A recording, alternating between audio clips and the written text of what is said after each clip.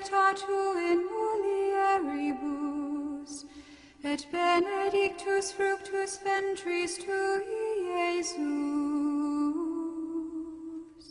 Sancta Maria, Mater Dei, ora pro nobis peccatoribus, nunc et in hora mortis nostrae. Amen.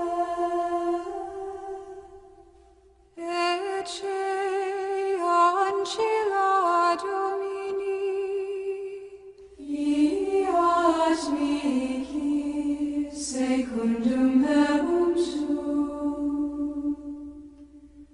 Ave Maria, gratia plena Dominus tecum, benedicta tu in mulieribus, et benedictus fructus ventris tui, Iesus.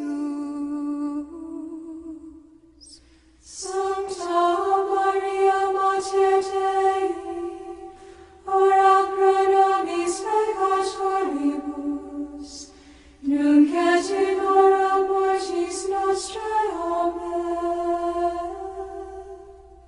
Et verbum caro factum est, et habitavit in nobis.